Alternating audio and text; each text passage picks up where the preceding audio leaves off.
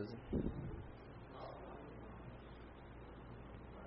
Enfim, gente, vamos começar. Hoje a gente tem, tipo, muita coisa pra ver, então vai ser meio corrido. E primeira coisa, vamos ver o que a gente vai ver hoje. A resolução do exercício da aula passada, caso alguém tenha tido alguma dúvida. Aí depois a gente vai ver só algumas coisas de estrutura de repetição que eu não tinha falado. Depois a gente vai ver a parte de função, também umas coisas que eu não tinha falado, umas coisas importantes ali. E depois a parte de ponteiros, que é a parte que acho que todo mundo tem mais dúvida no geral. Então eu vou tentar preparar uma apresentação assim, bem explicativa para explicar isso. Mas, enfim, esse site eu fiz para... Se todo mundo quiser entrar aí, vai ter lá dentro as aulas, os exercícios, inclusive os problemas para a aula de hoje. Então, entrem aí, todo mundo. Vou esperar um pouquinho porque o link é meio zoado, então todo mundo entra aí. Entra agora, entra. Você vai ter que baixar os exercícios depois. Então. Você tá baixando, velho? Baixa. Quando todo mundo conseguir entrar, me avisa, que aí eu continuo aqui.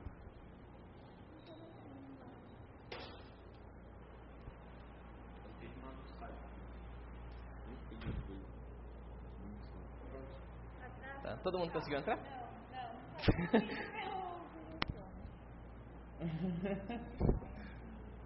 Ô, menino, se você clicar mais, não vai dar de verdade. Oi. Quê? Deu certo aí, Esse aqui mesmo. Sim. Tá carregando? Todo mundo deu certo? Alguém não conseguiu entrar? Tá, enfim, depois você olha ali. Eu tô com ele aberto aqui. Então eu vou mostrar o que tem aqui de interessante. Esses aqui são os exercícios da aula passada. Se vocês forem clicarem em solução, ele abre um negocinho ali com a solução do exercício. Então, os da aula passada que eu passei nos problemas por e-mail, todos eles têm a solução. Se vocês quiserem ver os problemas também, tem aqui.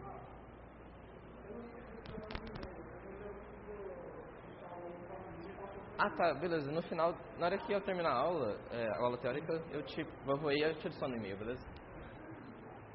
Tá, então.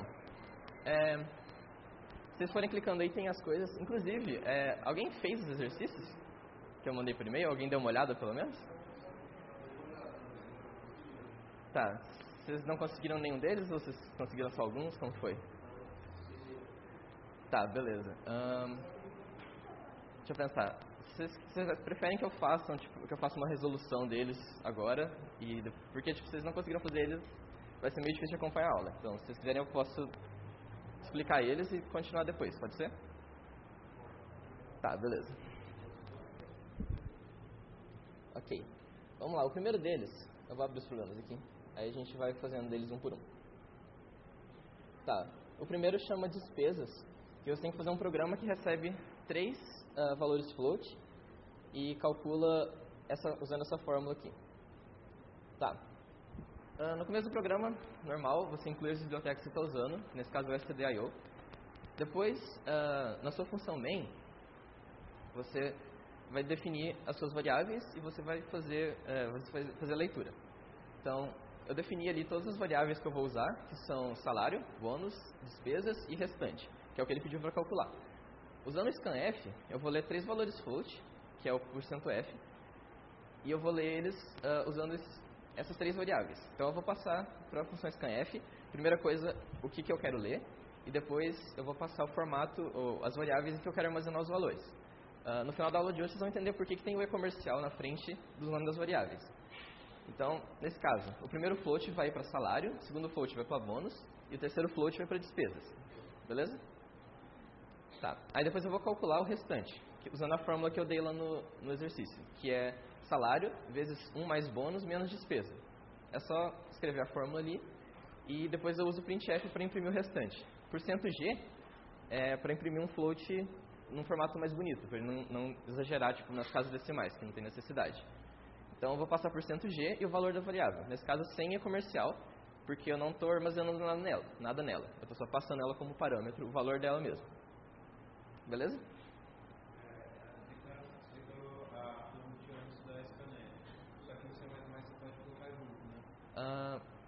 Tá, você pode... Então, nesse caso, você não pode declarar dentro do scanf. Você não pode fazer, tipo, float... Tipo, você fala colocar um float aqui antes do nome da variável?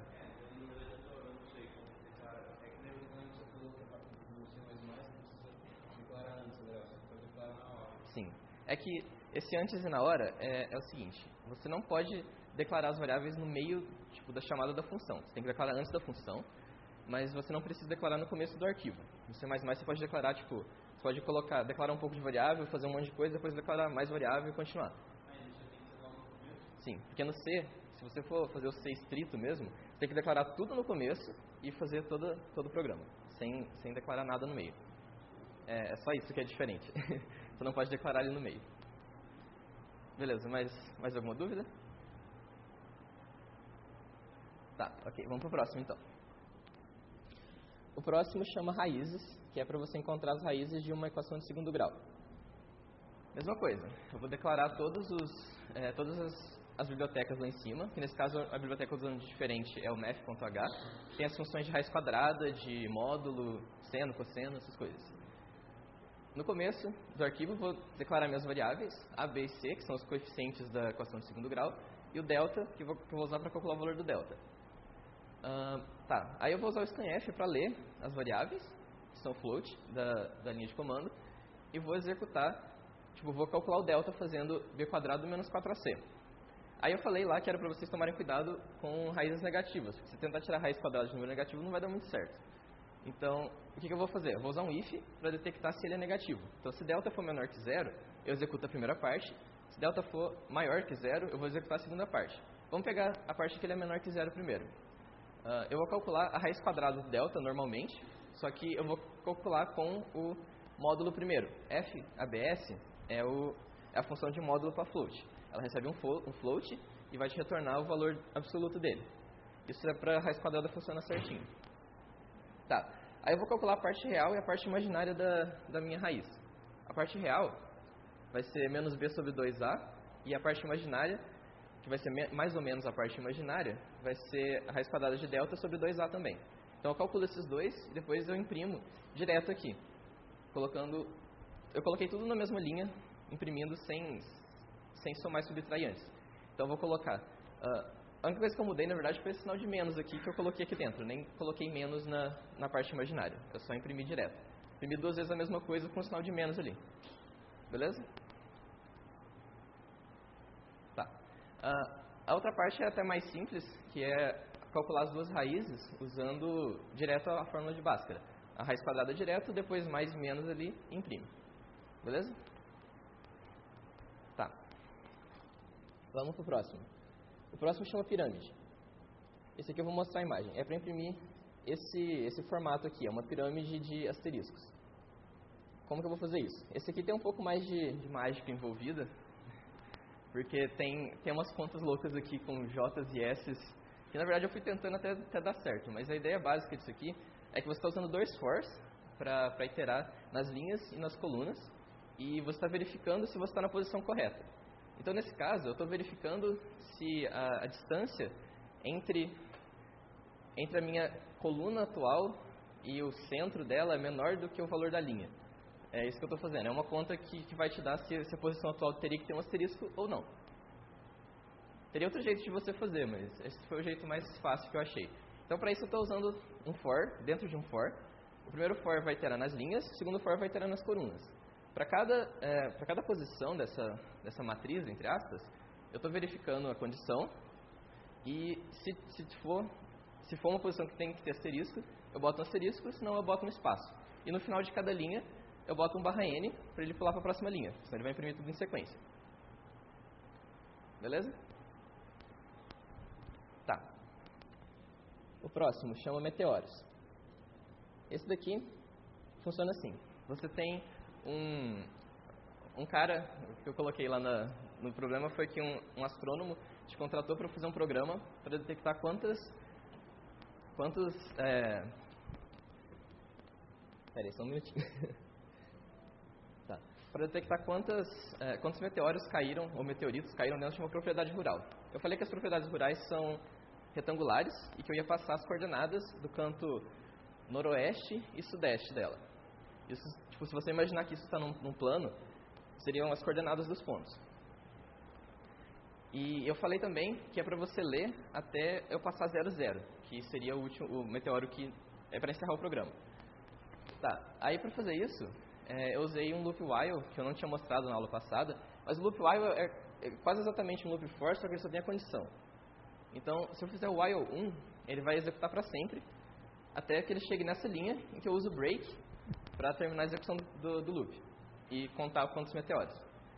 Então, tá, a primeira coisa que eu vou fazer é ler as coordenadas dos pontos x0, y0, x1 e y1, que são todas float, e vou armazenar isso nos valores.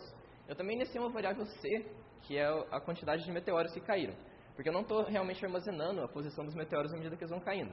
Eu estou só verificando, quando eu recebo ela, se caiu ou não, incrementando aquele c. Isso eu estou fazendo aqui. Primeira coisa, ler as coordenadas. Depois eu verifico se as duas forem 0, isso significa que é para eu encerrar o programa e mostrar quantos meteoros caíram. É a condição que eu dei lá no e-mail. Tá. Se não for 0, 0, eu vou verificar se esse negócio está dentro do retângulo. Isso é uma colisão de ponto com um retângulo, que é uma coisa extremamente útil, principalmente quando você está fazendo a parte de jogos e coisas assim mais pra frente, de simulação de física. Isso é um problema que aparece bastante. Como que você verifica se está dentro do retângulo? Você verifica se as duas coordenadas estão entre os dois valores dos cantos. Então, eu vou verificar se x que eu li do meteoro que caiu está entre x0 e x1, e se o y está entre y0 e y1. Se tiver, significa que ele caiu dentro da propriedade, e eu incremento o meu contador. Depois disso, quando eu receber o 0, 0, o loop while vai ser quebrado, e ele vai retornar, ou ele vai imprimir quantos meteoros caíram. O 0, 0 que está colocando de coordenada da propriedade é para parar de enviar, quer dizer, o meteoro é para parar de enviar dados? Então, quer ver? Deixa eu te mostrar aqui qual que é o problema. É o formato que eu falei. Ah, tá, eu não falei, mas 0, 0 é quando é a condição de parada do loop, que é para você parar de receber dados. Tá. Mais alguma dúvida?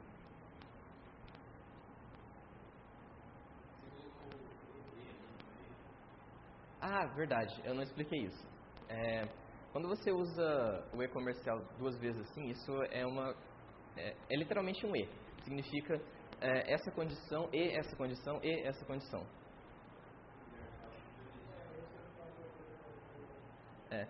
Tem outros também. Você pode usar o ou também, que são duas barrinhas verticais, que é isso ou isso ou isso. Beleza? Mais alguma dúvida? Tá. Beleza. O último exercício... Qual é a prioridade? O eu ou o se eu considerar eu uso assim? Qual que tem prioridade? Eu não tenho a menor ideia. Eu uso parênteses. Tá. É sempre mais legível você usar parênteses, porque você nunca sabe o que vai acontecer. Então, na verdade você sabe, mas eu nunca lembro. Tá. Então, o exercício das formigas era um exercício meio troll, que eu fiz pra ver o que vocês iriam pensar. Alguém tentou resolver e tentou pensar como vocês fariam ele? Tá, beleza. Então, o exercício das formigas é o seguinte. Eu fiz um... Caramba, olha as mensagens. Deixa eu desligar. Não posso desligar porque senão eu vou ficar sem internet. Tá. Se eu abrir esse extra que eu fiz aqui, isso aqui é um programinha que eu fiz para demonstrar o exercício das formigas. Seu problema é o seguinte, você tem as formigas que nasceram elas moram numa mesa bidimensional e eu vou te passar as coordenadas das formigas e a direção em que elas estão se movendo. E eu quero que você determine quanto tempo que leva para a última formiga cair da mesa. Quando as formigas se encontram frente a frente, elas invertem a direção do movimento e começam a andar para o outro lado. Então, é isso aqui que eu fiz aqui. Tem as suas formigas, elas batem e caem da mesa. Se atualizar, ele gera outro formato. Então, às vezes, é bem complexo o movimento, tem várias colisões e tudo mais. Só que esse exercício, eu falei, é mais fácil do que parece, porque você não precisa ficar simulando colisão. E eu vou mostrar isso clicando nesse botão de cores. Agora, você não sabe qual formiga é o quê. Eu vou clicar em reiniciar, para elas começarem a se mover, vocês me digam o que vocês veem.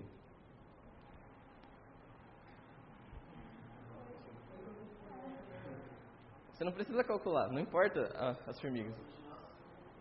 É como se ela continuasse. Não importa, a formiga, tipo, não tem um nome. Você não quer saber se o Bob caiu antes do Zé. Você só quer saber qual é a última formiga que caiu. E para isso é equivalente você ver como que é você pensar que as formigas passam diretamente uma pela outra. É da hora, né? Foi um problema troll, foi mal. Enfim, a solução disso aqui é extremamente simples. É tipo, o que você vai fazer é ler um por um a direção e a posição, e você vai verificar qual que está mais longe da mesa. Como você faz isso? Você pega a direção dela e calcula se na direção quanto que é a distância que ela está andando na direção que ela está andando até o fim da mesa. E se for maior do que uma distância que você já tem, você substitui. Então vamos lá. Começando aqui. Eu estou declarando dois inteiros n e i, que é o número de formigas e o i pro for ali. Eu falei que eu ia passar o número de formigas já no começo, isso é para facilitar ali na hora de ler com for. Aí depois, estou declarando esse float maior, que vai ser a maior distância que eu detectei até agora, que as formigas andaram. E depois eu vou ler o número de formigas, que é a primeira coisa que eu vou passar, e depois eu vou iterar sobre o número de formigas, né, até o número de formigas, e vou coletar para cada uma a posição e a direção que ela está andando no começo. Então eu vou ler, dessa vez é um float e um int. Você poderia ler float e float se você quisesse também, mas ler float e int é melhor, porque não é muito bom você fazer comparação com float. Comparação de igualdade, pelo menos. Nesse caso não tem problema porque eu usei maior e menor. Então, se a direção for maior que 0, significa que ela está andando para a direita, ou em direção ao 1. Então a posição dela é com relação ao 0. Então o que eu vou fazer? Eu vou pegar e vou subtrair 1 da posição dela, porque a posição dela vai ser alguma coisa entre 0 e 1. Oi? A posição no canto da mesa ou no centro da mesa? Oi? 0 é no canto? É no canto. A mesa vai de 0 a 1. Então, aí eu estou pegando a distância até o outro lado, se maior for menor. Tá, beleza. Deixa eu explicar de novo. O que eu estou fazendo? Se a direção for maior que 0, a distância que ela está andando não vai ser a posição dela, a posição inicial. Vai ser 1 menos a posição. Vocês conseguem enxergar por quê, né? Porque se eu... Direção vai ser... Menos 1 ou 1. Menos 1 ou 1. Uhum. Menos 1 significa que ela está andando para o 0 e 1 está andando em direção a 1. E a posição é... A posição inicial dela, que ela está na mesa, entre 0 e 1. Entre 0 e 1, aí é o float. É o float que eu estou lendo, o float pos ali. Então, por exemplo, se ela estiver em 0.3 e tiver com um valor de 1, significa que ela está andando para a direita. Então, a distância que ela vai andar até a beirada da mesa não é 0.3, é 1 menos 0.3. Se fosse menos 1, ela está andando só 0.3, que ela está andando para a esquerda em direção a 0. E aí depois eu estou fazendo um código clássico, que é para você detectar o maior de alguma coisa. Você verifica se a variável o valor que você tem é menor do que o valor atual. Se for menor, você simplesmente substitui os dois e transforma o maior no seu valor atual. Vocês conseguem perceber que toda vez que eu executar isso aí, que eu tiver uma posição ou uma distância, nesse caso, maior, o maior vai ficar substituído por essa posição, né? Porque se o valor for maior do que o que eu já tenho, eu vou substituir. Então eu sempre vou ter o valor maior. Que é tudo que eu preciso saber, não preciso saber das colisões dela. E aí eu vou executar maior vezes 10, que é a velocidade que eu falei que é 10 centímetros por segundo, e a mesa tem 1 metro. Aí você faz a conta ali e te dá qual que é o tempo que demora para ela cair. Deu para entender? Beleza. Tá, o outro exercício, aquele que eu passei o extra que eu passei no final, não resolvi. Eu esqueci de resolver ele, das letras e das rotações lá. Mas depois, se alguém tiver alguma dúvida sobre ele, vocês falam comigo. Tá, beleza. Resoluções então eu já fiz. Vamos ver as estruturas de repetição. Isso é só meio que para relembrar. Você tem o for, você tem o while e você tem o do while. O for é meio que o mais simples deles. Você tem a inicialização, a condição e o incremento. E você pode usar continue e break dentro dele para pular uma repetição ou para quebrar o loop e sair dele. Que é igual eu fiz naquele exemplo lá, que eu tinha o while. Tinha exatamente isso, o while 1 e eu tinha um break lá dentro. Então, a diferença básica entre eles é que o while você inicia uma variável externa. Isso aqui é quase que exatamente igual a um for. Você inicia a variável externa e você vai incrementando ela dentro do while, e depois você pode usar uma condição para terminar o loop. Então, o while e o for são meio que, quase que exatamente a mesma coisa. E o único mais diferente aqui é o do while. O do while você usa essa sintaxe aqui. A vantagem dele é que o que você declarou dentro do bloco do do sempre vai ser executado no mínimo uma vez. Então, isso pode ser muito útil em alguns casos, como por exemplo, você quer repetir um código em que você está iniciando a variável dentro desse código que está sendo repetido de alguma forma. Então, você declara a variável fora, por exemplo, esse A, você declara o A aqui fora. Aqui dentro, logo no começo, você manipula ele de alguma forma, você está recebendo ele de algum outro lugar. E na hora que chegar ali no final, ele vai testar a condição. Então, a condição é testada no final do loop, ao contrário do for, que é testado no começo de cada loop. Se a condição do for for falsa, na primeira execução, ele não vai executar, porque ele testa antes de executar. Então, o do while vocês usam quando tiver que garantir que no mínimo uma repetição vai ser executada. Como se fosse um enquanto o outro repita do algoritmo que o pessoal faz. Sim, é. Mais alguma? Aham. Repetir para sempre até o CC3. Quando você for 3, ele quebra. E uma condição, pode. Sim. Sim. Eu falei, né, de incremento? Acho que eu disse. Você pode incrementar o que você quiser. Tipo, isso aí é exatamente a mesma coisa de você falar C igual a C mais 1. Você pode usar menos também para decrementar ele, que é tipo o que eu faço dentro dos fors, ele tem I++, mas você pode incrementar char, float, o que você quiser, sempre vai somar 1. Ele é exatamente a mesma coisa de falar C mais 1, C igual a C mais 1.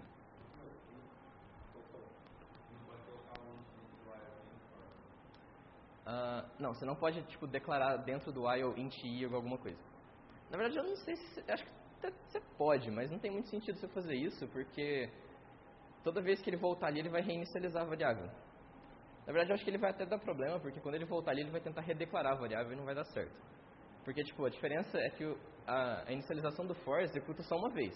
O que você colocar dentro do while, ali dentro dos parênteses dele, vai ser executado toda iteração. Você não pode ficar reinicializando a variável toda vez. Certo? Mais alguém? Em relação ao break, uma coisa, então tem vários tipos de repetição, uma dentro da outra. Então eu dou um break nessa quebra a mais próxima. Uhum. Tem que botar um break para tudo, né? Sim. Pode para o último. Inclusive isso é a coisa mais chata que existe, é você dar break em, tipo, 10 fors. Tem que, depois de cada for, você tem que botar uma condição para verificar se o anterior foi quebrado de alguma forma. E aí você vai quebrando eles em cadeia, sabe? É chato de fazer. Na verdade, em C++ tem uma forma, que eu vou explicar depois, que você lança uma exceção e isso, tipo, quebra tudo e sai de uma vez, sabe? É uma forma que o pessoal usa pra, tipo, quebrar, quando você tem muitos fors um dentro do outro, você pode usar isso pra quebrar ele. Mais alguma dúvida? Tá, beleza. Agora, mais sobre funções. Uma coisa que eu não falei e que é mais ou menos... Oi. Só para observar, o programa das formiguinhas não está dando muito certo com esse PC. O que está acontecendo? Elas não estão colidindo e voltando. Tenta atualizar a página. Eu fiz esse programa... Sério? Eu fiz esse programa em meia hora, não é pra ele ser totalmente funcional, sabe? Mas eu acho que o seu também ele não estava colidindo, na verdade. Eu não reparei se estava bom. É o seu PC que tá bugado, Kaique. Tá, então... beleza, isso aqui é uma coisa que se faz em código que tem muita função. Porque você declarar uma função, tipo, 10 funções gigantes logo no começo do arquivo para depois você chegar no seu main, às vezes é meio complicado. Então o que se faz é isso aqui. Você declara só o que é chamado de assinatura da função. Você diz para o compilador, eu vou ter uma função desse tipo. E se você quiser, você pode colocar um comentário aqui em cima, indicando para outras pessoas que estão lendo seu código o que aquela função faz. Eu não sei se eu falei sobre comentários, mas tipo, se você colocar //, ele vai fazer um comentário de uma linha, e se você fizer igual está aqui, /*, e depois asterisco barra, ele faz um comentário em várias linhas. O que tiver ali dentro vai ser totalmente ignorado pelo compilador. Você usa isso para explicar algumas partes mais complicadas do código, ou simplesmente documentar as funções. Tá, então você pode fazer isso, você declara a função aqui, ou você define a função, e depois você declara ela aqui embaixo. Então você está falando, eu vou ter uma função em algum momento que retorna double e recebe 2 doubles. Aí você bota o seu main, e depois do main, ou em qualquer outro lugar do código que você quiser, você coloca a definição da função. Você coloca a mesma assinatura de novo, só que dessa vez você, ao invés de colocar o ponto e vírgula, você coloca chaves e coloca o que a função vai realmente fazer. Beleza? Talvez a aplicação disso não esteja tão clara, mas... Tá. Lembra que, tipo, todas as funções que eu fiz até agora, eu estava declarando a função e imediatamente já dizendo o que ela faz, colocando o corpo dela. Você não precisa fazer isso. Se você quiser, você pode fazer desse jeito. Porque, aliás, tem um detalhe. Quando você vai chamar uma função, você tem que ter definido ela, ou pelo menos tem que ter dito qual que é a assinatura dela. Porque na hora que o compilador vai analisar o seu código de cima para baixo. Então vamos supor que você tem duas funções que uma precisa do retorno da outra para ser executada. Então, tipo, uma função A chama a função B dentro dela, só que a função B também chama a função A dentro dela de alguma forma. Não sei para que isso serviria, mas vamos supor que você precisa de fazer uma coisa assim. Se você tentar definir do jeito normal, colocar a sua função e declarar o corpo dela imediatamente, o compilador não vai gostar, porque ele vai chegar num lugar que vai ter o nome da segunda função e essa função não vai ter sido declarada ainda, ele não vai saber o que fazer com ela. Então, o que você faz nesse caso é dizer o tipo de retorno, quer fazer isso, você diz o tipo de retorno e os parâmetros dela, e depois você declara ela mais pra frente, em qualquer outro lugar. O compilador só precisa saber isso, o que ela retorna e quais são os parâmetros, para saber se o seu código está certo. Então você, tipo, essas duas funções, você faria isso aqui, vamos supor que seja A e B, e as duas têm a mesma assinatura, então você faria double A, e que recebe esses negócios, e depois double B, que recebe outros negócios ali, e depois mais pra frente você realmente define as duas. Deu pra entender mais ou menos qual que é a necessidade disso? Então, a finalidade maior mesmo é a questão de legibilidade do código, que é igual eu falei. Se você declarar um monte de coisa grande em sequência, é complicado. Porque se você estiver aqui procurando no seu código para saber quais são as funções que você já declarou, o que cada função recebe de parâmetro, vamos supor que você tem, tipo, 40 funções no seu arquivo. Se você... você declara todas para você só saber, tá, essa função serve para isso e recebe isso e retorna isso. E aí depois... Sim. Então, você não declara o que ela faz. Você só, tipo, faz isso que eu fiz, por exemplo. Você coloca o nome da função e você bota num comentário em cima dela, multiplica A por B. Uhum.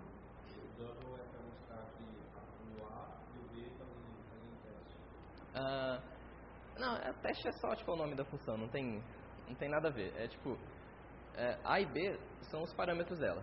É só isso. Tipo, podia ser x e y, o que você quiser. Por exemplo, essa função poderia calcular, sei lá, raiz quadrada de A mais 3 vezes B, o que você quiser.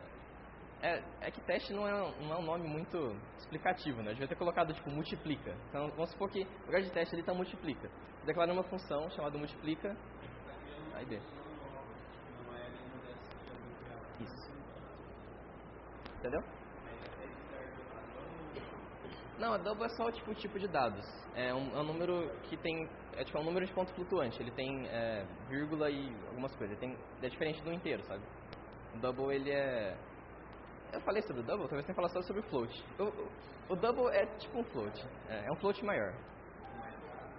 Mais casas, ele tem mais precisão. Ele tem, tipo, o float normal tem 7 dígitos significativos e o double ele tem 15.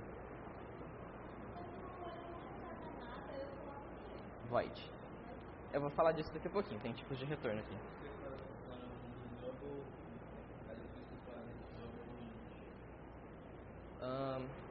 Tá. É que tipo, não faz... Os parâmetros são independentes, cada um pode ser uma coisa, sabe? Então, tipo, nesse caso, eu coloquei assim pra mostrar que você pode fazer o que você quiser. Você pode retornar... Eu posso retornar um char ali e passar como parâmetro um inteiro e outro char, sabe? Qualquer coisa.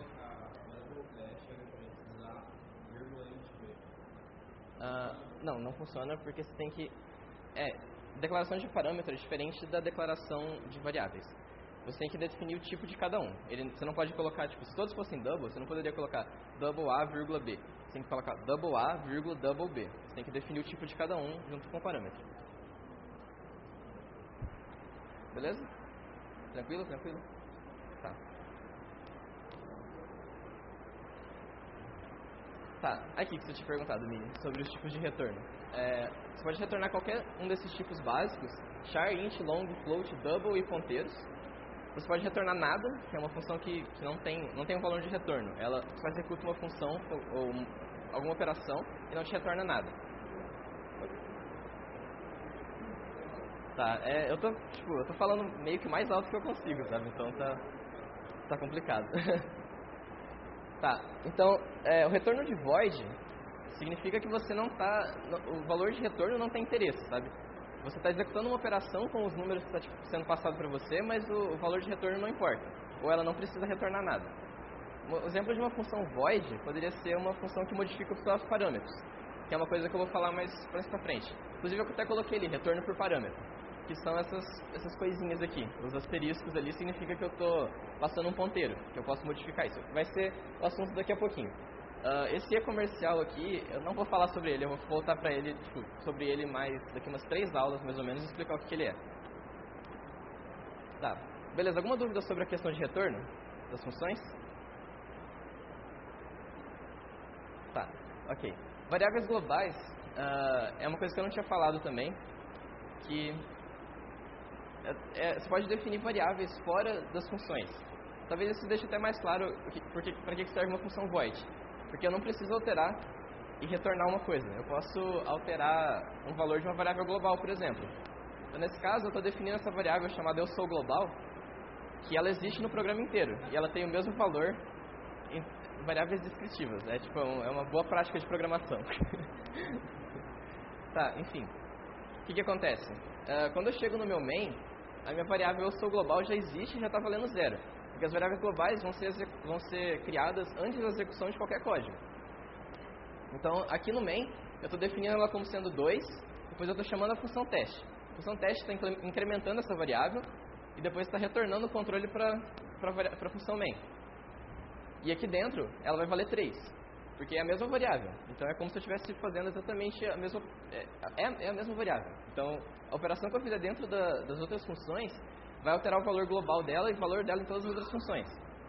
Entenderam? Se eu colocasse a função antes de ter colocado declarado a eu sou global, aí na função, ele daria erro, porque ele chegaria ali, não existe, mesmo sendo global. Você tem que declarar tudo antes de você mencionar ele no código. Isso vale para função, isso vale para variável, vale para qualquer coisa. Porque essa função ela não retorna nada, não tem interesse no retorno dela, sabe? Não tem sentido ela retornar alguma coisa. Ela só faz um trabalho, ela pega essa variável global e aumenta ela. Ela não vai retornar nenhum número. Então, é como se você criasse um comportamento. Então. Porque... Lembra da função que eu tinha definido, aquela função teste? Ela retornava um double porque ela estava multiplicando o A e o B. Quer ver? Deixa eu voltar lá. A utilidade de você retornar é você executar alguma operação e retornar algum valor ou alguma coisa que você fez com isso. Por exemplo, eu poderia definir uma função que calcula o valor das raízes de uma equação de primeiro grau, porque de segundo grau você precisa retornar 2 valores, o que não tem como você fazer. Então, você encontraria a raiz da equação de uma reta. Então você passaria, por exemplo, você chamaria a função de raiz, ela retornar um double e receber 2 valores de double, que é o m e o b. Vai ficar tipo mx mais b. Então você faria uma conta com isso, pode ser uma conta complexa, pode ser uma conta simples, e você retorna o valor de x, que vai zerar isso. Entendeu? Tá. Função serve para fazer tarefa.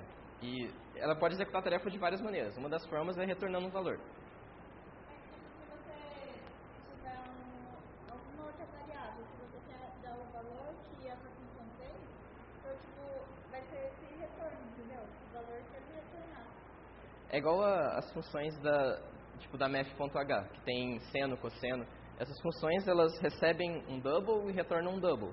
Porque ela está fazendo uma conta com isso e o que te interessa é o resultado. Não interessa como que a conta foi feita, por isso que ela está dentro de uma função, empacotada lá dentro. Você só recebe, faz uma mágica com isso e retorna um valor no final.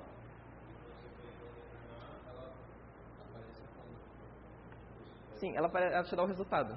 E o resultado, tipo, você pode atribuir para alguma coisa ou fazer o que você quiser com ele, sabe? Ele é como se fosse um valor. Quando você coloca, por exemplo, teste de 1 e 2, isso aí, no seu código, onde está chamando isso, vai ser equivalente a 1 vezes 2, que é 2.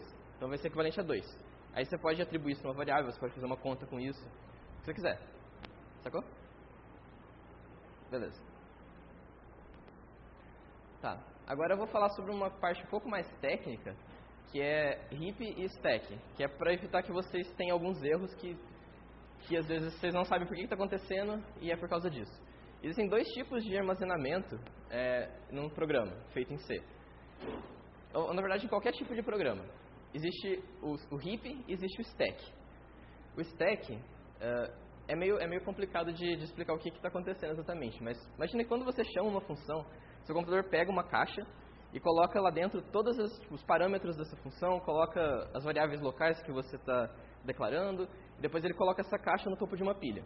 Se essa função chamar outra função, ele vai pegar outra caixa, vai colocar as coisas lá dentro e vai colocar no topo da pilha. Só que essa pilha tem um tamanho limite, que não é muito, é tipo 32 MB mais ou menos. Então, se você ficar declarando muita variável local dentro das funções, isso aí vai rapidão estragar o seu stack. E, tipo, se você passar do limite do stack, acontece o que é chamado de stack overflow, que é quando você fica sem espaço para armazenar novas funções, e aí o seu programa trava, para e dá um crash geral e para de funcionar. Mas aí você fala, mas beleza, eu preciso de mais de 32 MB de memória, eu quero armazenar uma matriz de double de 1000 por 10 milhões. Aí não dá para você armazenar isso no stack, porque não tem espaço suficiente.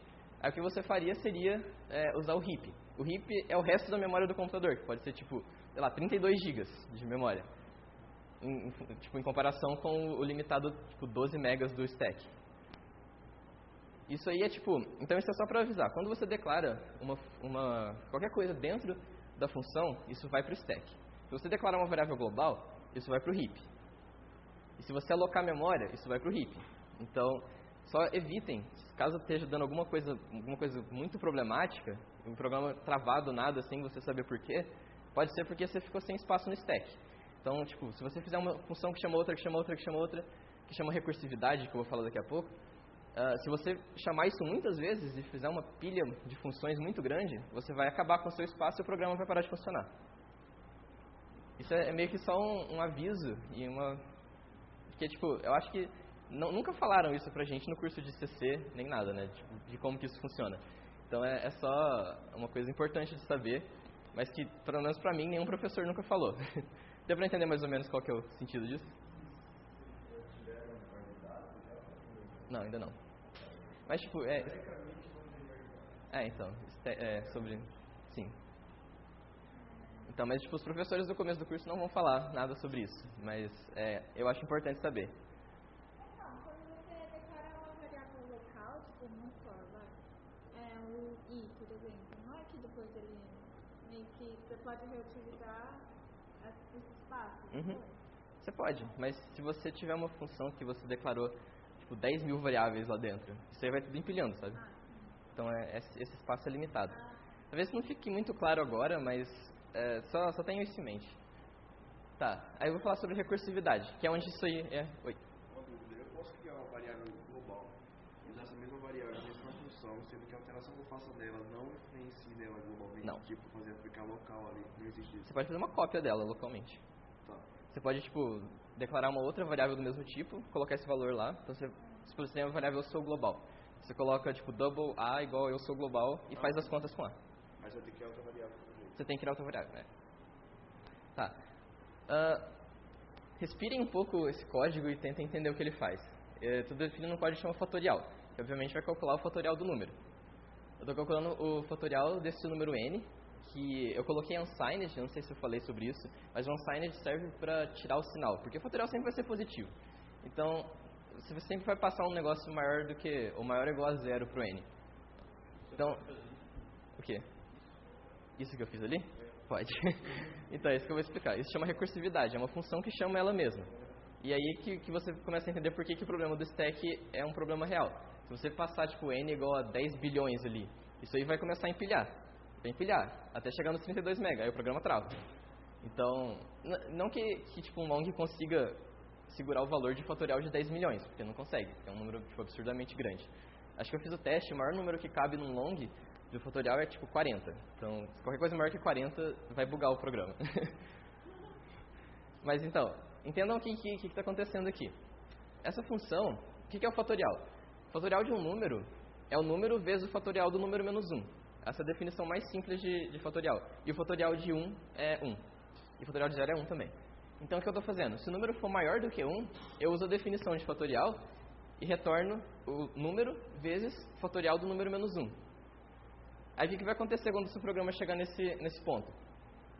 Isso aqui vai ficar tipo, meio que guardado lá na memória. Ele vai entrar dentro dessa função com n menos 1. Vai calcular quanto dá. Se o número ainda for maior do que 1, vai chamar de novo e vai ser calculado. Na hora que o último número lá retornar, que isso aqui chegar nessa condição e retornar 1, isso aqui vai meio que tipo, implodir e ir voltando em todos os níveis e vai, tipo, a origem, sabe? O negócio vai do sonho lá de dentro pro sonho de fora e vai... É tipo pra isso que serve o stack. Tipo, você vai pegar de cima pra baixo e vai retornando isso aí. Na hora que você chegar no último return, ele vai retornar o controle do seu programa e ter calculado o fatorial. Dá pra entender tipo, qual que é o conceito disso e como que isso funciona, ou é meio obscuro?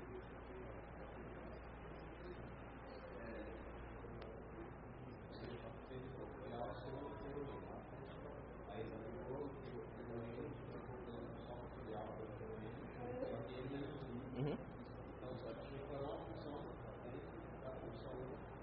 Sim, eu estou usando a própria função dentro dela mesma. Isso se chama recursividade. Isso é útil, acredite em mim. Tipo, problemas que você tem que, por exemplo, problema de... Uns exemplos disso é quando você vai organizar, você tem um tanto de dados e você quer colocar tipo, do maior para o menor. Geralmente as funções de organização são recursivas. Significa que você divide ela em pedaços menores e tipo, passa esse pedaço menor para a própria função e depois você mexe com o resultado disso. Então, organização, isso funciona. No caso do fatorial, isso funciona. Se você quiser tipo, encontrar... um dos casos é você, por exemplo, encontrar...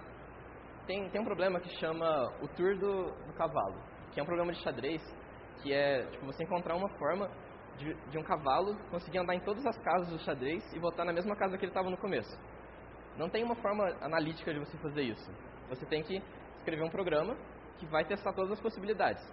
Então, esse programa provavelmente vai ser recursivo, porque você vai tipo, testar um estado que você tem, passar esse novo estado para a própria função, que vai testar a próxima opção e voltar e ficar indo e voltando, até você encontrar o que você quer. Então, para isso que serve a recursividade. Inclusive, tipo, o problema de recursividade e não recursividade é um dos maiores problemas abertos na área de computação. A questão de, tipo, se todos os problemas que são recursivos podem ser tornados não recursivos. E acha-se que não, que todo programa, que tem programas que são intrinsecamente recursivos. Significa que você não pode fazer de nenhuma outra forma a não ser sendo recursivo, sabe? Alguns cálculos, algumas coisas assim, são necessariamente recursivas. E não tem como você fazer de outra forma. Isso chama P versus NP. É um dos problemas... Acho que é um dos problemas do milênio. Você resolver, tipo, encontrar uma forma de transformar um no outro, você ganha, tipo, $1 milhão, alguma coisa assim, sabe? Então... Enfim. Entenderam isso aqui? Tá, beleza. Agora vamos para os ponteiros. Essa é a parte que vai ficar mais difícil, então eu vou ir bem devagar e vou tentar explicar tipo, por que ponteiro é útil. Ponteiro não é tipo, uma coisa absurda que você fala, não, ponteiro é difícil. Não é difícil, você vai entender que é uma coisa fácil quando você entender como que ele funciona exatamente. Tá, o ponteiro, por definição, ele referencia uma posição da memória. Ele não, tipo, o valor que é contido nele não representa alguma coisa diretamente, ele representa onde outra coisa está sendo armazenada. Aí você fala, mas pra que serve isso? Aí eu falei, tem infinitos usos. Você pode retornar por parâmetro, você pode fazer vetores, você pode fazer strings, você pode fazer referência sem cópia, que é uma coisa mais do C++, que vai fazer sentido mais pra frente. Mas a parte mais imediata disso é retorno por parâmetro, que é o que eu tenho no próximo slide. Como modificar o valor de uma variável fora do seu escopo. Imagina que você não tem, você tem uma variável que não é global e você quer modificar ela dentro de outra função. e por algum motivo você não pode retornar, você tem que modificar a própria variável. O que você faz? Você usa ponteiros. Vamos lá. O que eu estou fazendo? Eu estou pegando e definindo essa função f, que não retorna nada, mas ela recebe um ponteiro para inteiro. Isso que o int asterisco a significa. Eu estou recebendo um ponteiro para inteiro e eu vou modificar isso de alguma forma. O que eu vou fazer? Isso aqui está aqui porque mais para frente eu vou fazer meio que uma análise em detalhes do que está acontecendo ali. Mas o que eu estou fazendo? Eu estou pegando o a e estou incrementando. A sintaxe ele parece um pouco complicada. Eu estou falando asterisco a, parênteses e mais.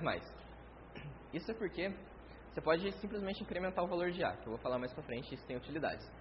Mas entenda por enquanto que quando você coloca asterisco em um ponteiro, daquele jeito, ele está acessando diretamente o valor que ele está referenciando. Eu vou explicar melhor isso daqui a pouco. Então, o que eu estou fazendo? Aqui no main, eu estou definindo essa variável local, chamada c, dando um valor de 3 para ela. Depois eu estou chamando f, só que igual eu tinha usado no scanf, eu estou colocando o e-comercial antes do c. O que isso está fazendo? O e-comercial, ele retorna, é um operador que atua na próxima variável que você colocar e ele vai retornar o endereço dela na memória. E eu estou passando isso para f. Então, e em uma variável é um ponteiro para aquela variável. No caso, como o c é um int, se você colocar e-comercial e c, isso vai ser um ponteiro para int, que representa o endereço do c na memória. Eu estou passando isso para a função f, e a função f está incrementando essa posição de memória. E aí depois eu estou imprimindo c. Agora vamos ver o que acontece com o que esse código faz. Eu imprimi um monte de coisas, mas o mais importante é isso aqui. O asterisco a, se eu voltar aqui, vocês vão ver que asterisco a, eu estou imprimindo aqui, é antes do incremento. Isso aqui vale 3. Por quê? Porque é o valor da variável c. Quando eu coloco asterisco, eu estou acessando esse valor. Aí depois eu estou colocando o valor de a, o valor do ponteiro de a, o valor de asterisco a, e depois no main eu estou colocando o valor de c e o valor do ponteiro de c. E vamos analisar em detalhes o que está acontecendo aqui. O valor de a, que o tipo que um ponteiro representa é um unsigned long, que é o endereço da memória. Imagina que a memória do computador é uma série de caixas que tem nomes nela. Na caixinha número 28FEBC, eu tenho a variável c. É lá que eu estou armazenando ela. Então, é isso que eu estou mostrando aqui. Eu tenho na caixinha 28FEBC o valor 3. Quando eu uso o ponteiro nela... Oi? Calma, vai fazer sentido. É porque eu mudei o valor dela, não tem como representar dois valores ali. Mas, assumam que isso aqui está valendo 3 por enquanto, não esquece isso. Tá. Oi? Antes de chamar a função, ela vale 3. Quer ver? Calma, peraí. Seguinte, tá. Nessa caixinha 28FEBC, eu tenho 3 na memória. Quando eu uso o e-comercial nele, o que eu pego? Não é o valor 3, é o endereço que isso está na memória. Nesse caso, é isso aqui. E é isso aqui que eu estou passando para a função. Tanto que o a está recebendo exatamente isso. O a que eu imprimi lá dentro da outra função... Opa! Peraí. Tá. Observe que eu usei %p para imprimir o a. Isso é só para ele ficar na anotação de ponteiro. Mas é a mesma coisa de imprimir um número normal. Eu estou imprimindo o valor de a. A tem exatamente o valor do endereço de C na memória, que é esse 28FEBC. Então, quando eu passo isso aqui para aquela função, eu estou passando esse valor, que lá dentro vai ficar dentro da variável A. Se eu pegar o endereço de A, é diferente do endereço de C. Ele é 28FE0, que eu estou colocando lá em cima, dentro daquela outra caixinha. Aquela caixinha da variável A na memória contém o valor do endereço de B. Então, isso aqui é como se eu tivesse uma caixa que tem uma etiqueta dizendo para você olhar em outra caixa.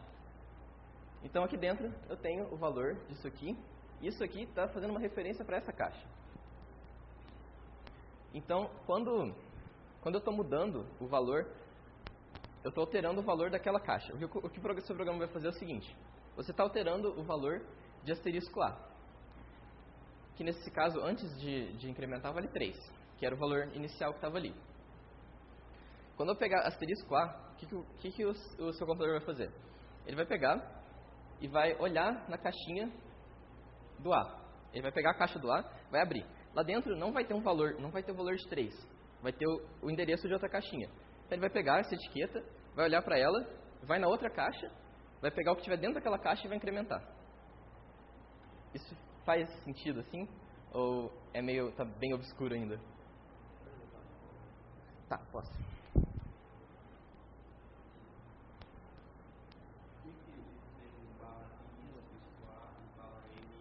Ah, tá. Isso é uma nova linha. É pra eu pular de linha. É porque, tipo... não. Você tá falando de por que eu coloquei esse aqui?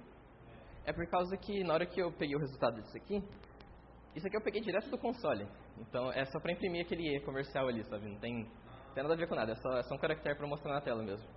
É que se você executar aquele código, você vai ter essa saída aí. Ou uma saída parecida, porque... Oi? Isso.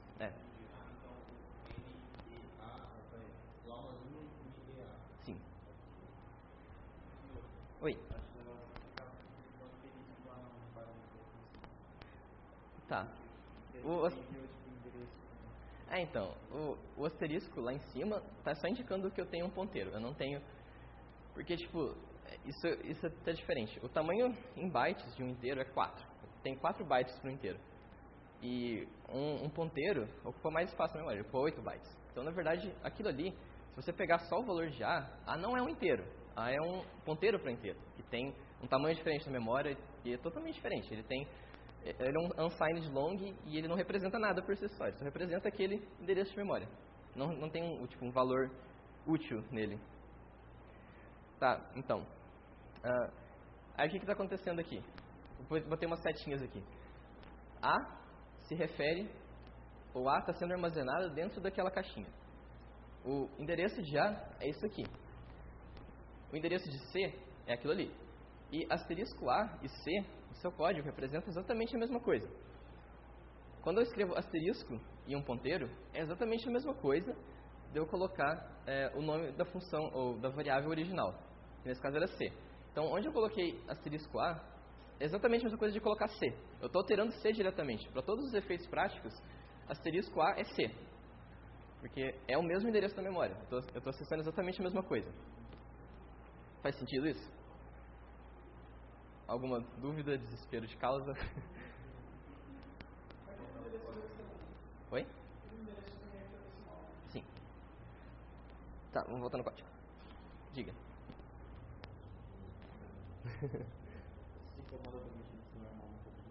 Só um pouquinho. Não deixa eu ver.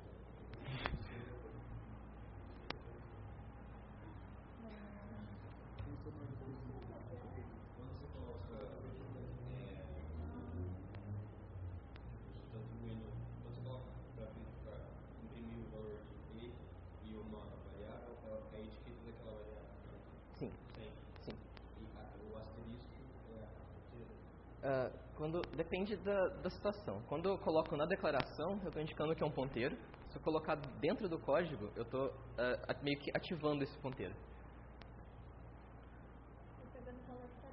Isso. A declaração você só está querendo dizer então, que o A, na verdade, não é inteiro. É um endereço para um inteiro. É, isso. A não é um inteiro. É um endereço? Isso. Tá, entendeu mais ou menos?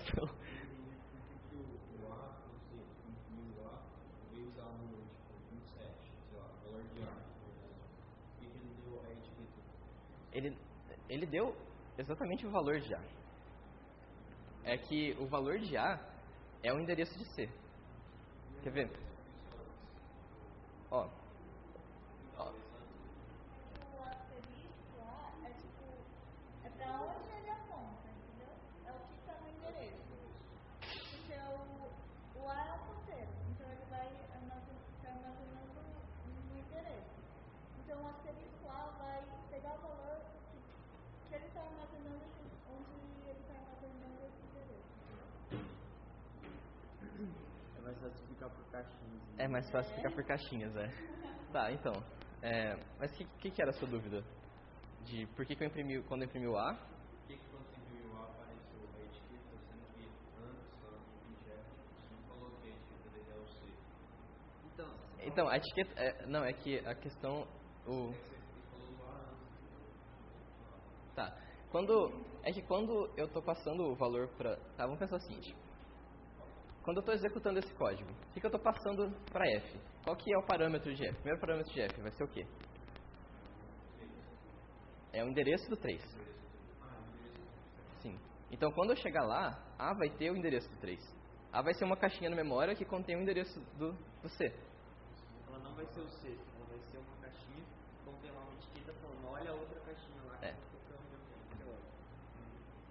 Mas, tipo, isso vai imprimir, então, 2 vezes. Imprimir 2 vezes o quê? É que são... Você falando dessas 3 impressões aqui? É que são 3 coisas diferentes. O primeiro, o valor, o A, só o A. Se você colocar só o A, isso aí é o valor que realmente tem no A, que é o endereço de C. Quando você coloca e-comercial e A, eu estou pegando qual que é o endereço dessa caixinha.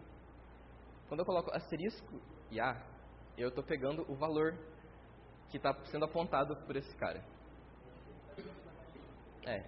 Quando eu coloco o asterisco, eu estou pegando, abrindo a caixa, pegando essa outra etiqueta, indo na outra caixa e pegando o que está dentro dela. Tá, deixa eu ver. Acho que tem mais uma imagem aqui pra frente, em algum lugar. Não tem. Tá. Desenha umas caixinhas lá, vai. Tenta explicar, Kaique.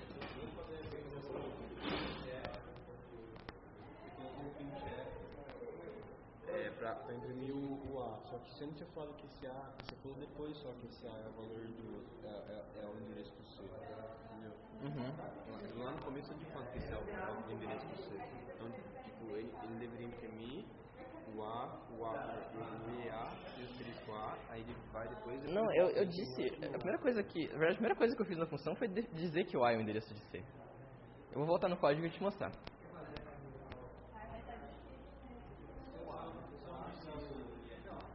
Então, é que quando eu estou chamando F com aquele valor, quando eu chegar na função F, que eu estiver executando aquilo ali, A já vai ter o valor, porque é o valor do parâmetro.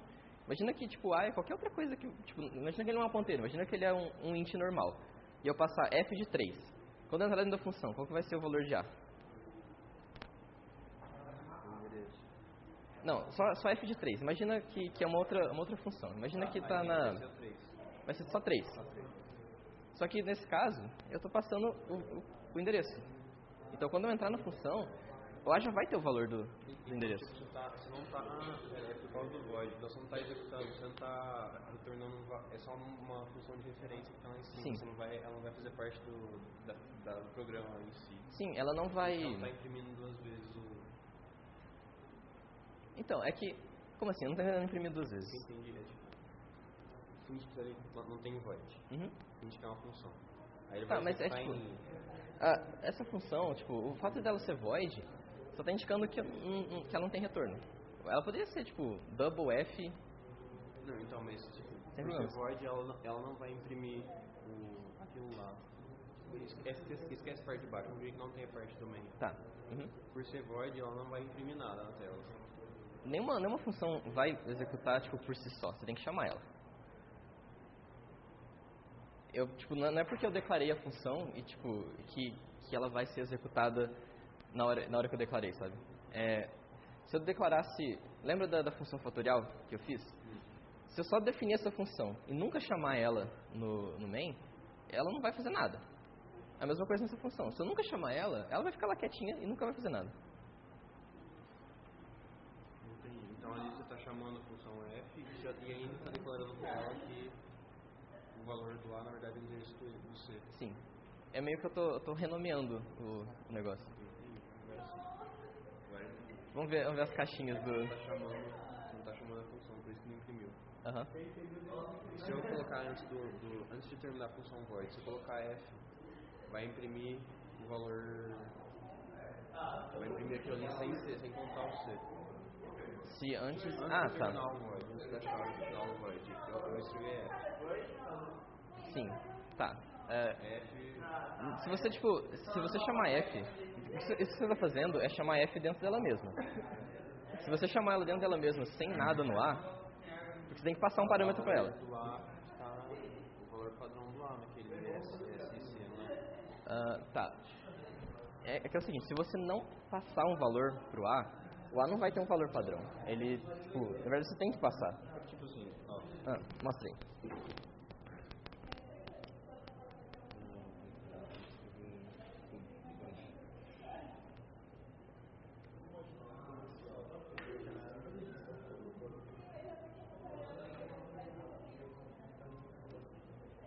Vamos tipo uma void. Pode ter só a função void, né? Não precisa ter a main, eu preciso ter a main. Precisa ter a main. Se não tiver a main, você não tem o que executar. Int main.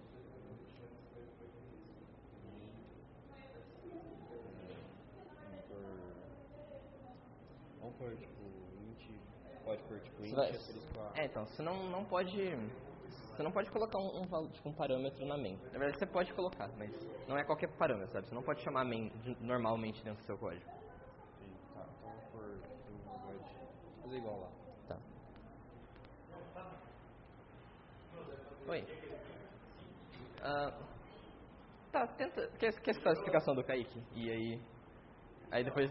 Vai.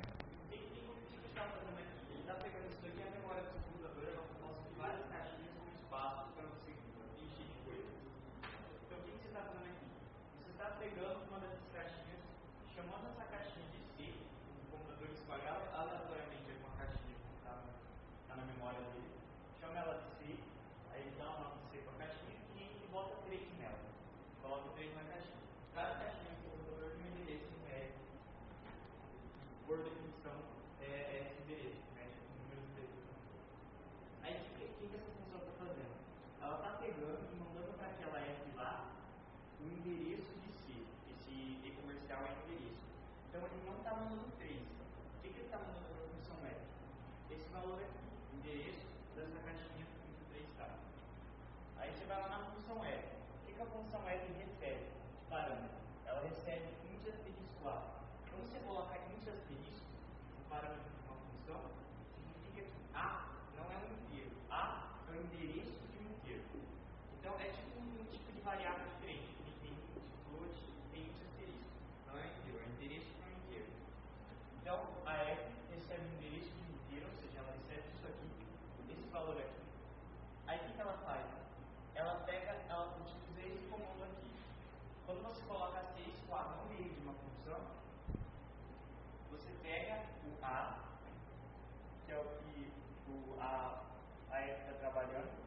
Se A é o endereço de inteiro, asterisco A é o endereço de inteiro. Eu peguei A, uma outra caixinha que eu chamei de A, e botei o endereço de 3 aqui. Quando eu utilizo esse comando, que é o quando eu tenho aqui A, né, que vale isso daqui, 48 CFD. Quando eu utilizo esse comando, asterisco A, eu estou pegando isso daqui, esse endereço, e olhando o que tem nele. Então, asterisco A vai valer 3.